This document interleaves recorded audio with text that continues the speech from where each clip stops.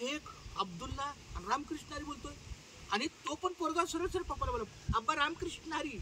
तर तुम्ही विचार करा, अब्बा पण बोलतोय रामकृष्ण, तो आला मांडत बोला बैठिए, बोले राम कृष्ण हरी ये जरूर नहीं है कि हम हिंदू ही बोलना चाहिए, ये आपका भी लागू है.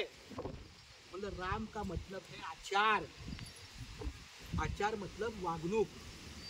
राम एक प्रतिमा है हमारे व्यक्तित्व होते की, जिस राम ने अपना पूरा आयुष्य आगे का अपने माता पिता के समर्पित किया है. त्याला हिंदीमध्ये पण सांगितलं कारण तो हिंदी होता. ज्या रामाने उद्या राज्याभिषेक होणार आहे, अयोध्येचा राजा होणार, फक्त आपल्या आई वडिलांच्या एका वचनामुळं त्याने राज त्याग केला आणि 14 वर्ष वनवासाला गेला. मग तुम्ही मला सांगा, आई वडिलांसाठी नाही काही, आई वडिलांसाठी त्यानं राज सोडलं की नाही?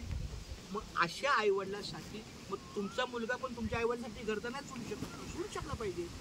मग तो आचार, एक पत्नी एक वचन, तसा तो आचार आहे. म्हणून तो रामाचं प्रतीक आचाराचं आहे. चांगलं वागायचं असेल तर रामासारखं वागा.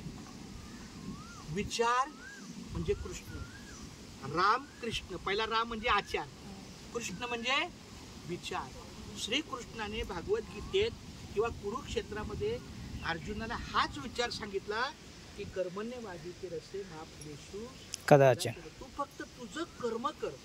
समजा मी चिक्कू पेरला आणि रात्रभर हरिपाठ बोलला, अंबा युगे देवा, अंबा युगे देवा, अंबा युगे रामकृष्ण विठ्ठल केशवा, अंबा युगे, अंबा युगे. मला सांगा, किती जरी हरिपाठ बोलला तरी चिक्कू पेरल्यावर आंबा येईल का? मग जरी अक्काच्या अक्का हरिपाठ बोलला तरी